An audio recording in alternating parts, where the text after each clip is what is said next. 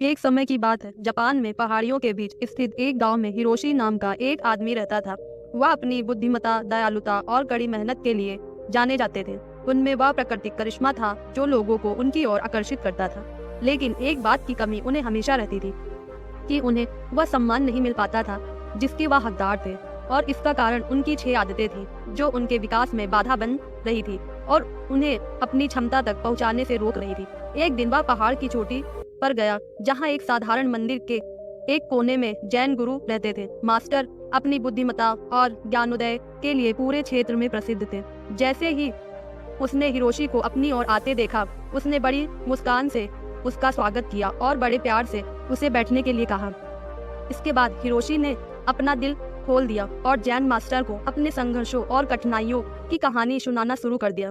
इन संघर्षों को वे अपने जीवन की सबसे बड़ी समस्या मानते हैं। उनकी सभी समस्याएं एकमात्र बिंदु यह थी कि उन्हें सम्मान महसूस नहीं हो रहा था। जैन मास्टर उनकी हर बात ध्यान से सुन रहे थे और बीच बीच में सिर भी हिला रहे थे। जब हिरोशी ने बोलना समाप्त किया और चुप हो गया तो जैन मास्टर ने बहुत शांत और सुखद स्वर में कहा, प्रिय हिरोशी, सम्मान अर्जित करना है तो दूसरों का सम्मान पाने के लिए आपको सबसे पहले खुद का सम्मान करना सीखना होगा, और ऐसा करने के लिए आपको उन बुरी आदतों को पीछे छोड़ना होगा जो आपको आगे बढ़ने से रोक रही है। हिरोशी ने जैन मास्टर की ओर आशा भरी निगाहों से देखा, क्योंकि वह यह जानने को उत्सुक था कि वे 6 आदतें क्या थीं और इनसे कैसे छुटकारा पाया जा सकता है। जैन मास्टर ने कहा, सबसे पहली आदत जो आपके काम में सबसे बड़ी बाधा है और जिसे आपको छोड़ देना चाहिए वह यह है अपने काम को टालने से, खुद को आगे बढ़ने से रोकना और कामयाबी हासिल करने वाले अवसरों को खो देना। काम करने का मतलब है अपनी सफलता को हासिल करना। अगर आप अपने काम को कर रहे हैं या टाल रहे हैं तो कोई और उस काम को करके उस सफलता को हासिल कर लेगा और आपका सपना सिर्फ सपना ही रह जाएगा। इसलिए अनुशासन अपनाएं और अपनी जिम्मेदारी पूरे मन से निभाएं। दूसरी आदत, लोगों को परखने की आदत। हम किसी को बिना जाने या उसका अच्छे से अच्छे अध्ययन किए बिना ही उसके बारे में एक खास राय बना लेते हैं, और अक्सर यह राय नकारात्मक होती है।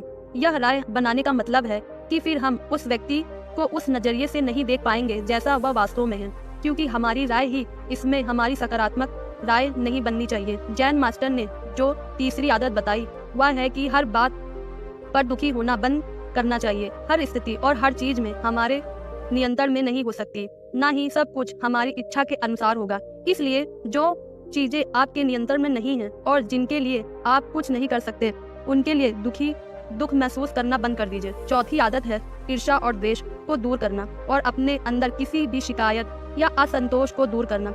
अनावश्यक ईर्ष्या और क्रोध मन में रखकर हम अपना ही नुकसान करते हैं। इससे हमारे भीतर भय और शंका उत्पन्न होती है। इससे किसी भी काम में सफलता नहीं मिल पाती। इसलिए जितनी जल्दी हो सके खुद को इन नकारात्मक आदतों से दूर कर लें।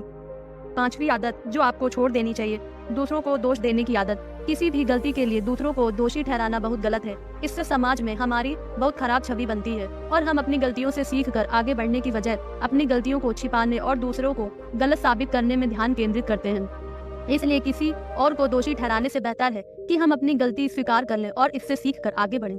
6ठी और आखिरी गलती, दूसरों से तारीफ सुनने की आदत। हम अक्सर दूसरों को दिखाने के लिए कुछ न कुछ नया करते रहते हैं। हर चीज के लिए चाहते हैं कि लोग हमारी प्रशंसा करें। अगर किसी बात के लिए हमारी आलोचना की जाती है तो हम दुखी हो जाते हैं। इस तरह हम लोगों के हाथों की कठपुतली बन जाते हैं। इसलिए हमें दूसरों की प्रशंसा की कोई आवश्यकता नहीं होती, जो हमें एक पल आसमान पर कर ले और अगले पल जमीन पर पलट दे। इसलिए हमें लोगों की प्रशंसा और बुराई तथा हमें क्या पसंद है और क्या नापसंद, इससे प्रभावित नहीं होना चाहिए। जो सही लगे वही करना चाहिए।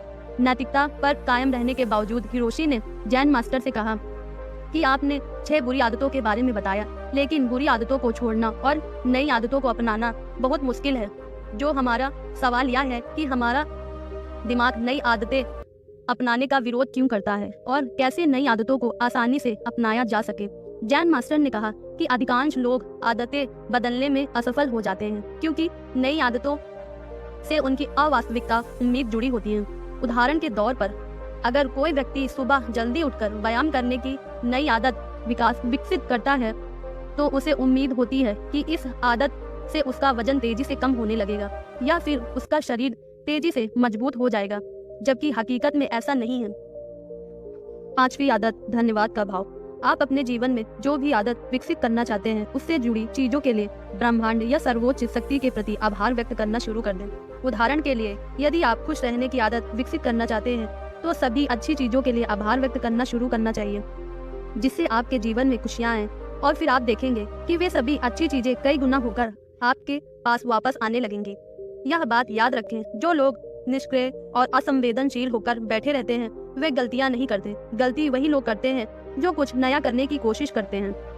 गलतियां करना और उनसे सीखना मानव जीवन का हिस्सा है, इसलिए गलती करने से डरना नहीं चाहिए, बल्कि एक ही गलती को बार बार दोहराना ही मूर्खता है। इतना कहने के बाद मास्टर जैन ने अपना भाषण समाप्त किया और हिरोशी ने भी जैन मास्टर को धन्यवाद दिया और अपने घर लौट आया और जैन मास्टर ने जो कहा उसका पालन करना शुरू कर दिया। दोस्तों, मुझे उम्मीद है कि आपको यह वीडियो पसंद आई होगी और वीडियो में यहाँ तक बने रहने के लिए आप सभी को बहुत बहुत धन्यवाद।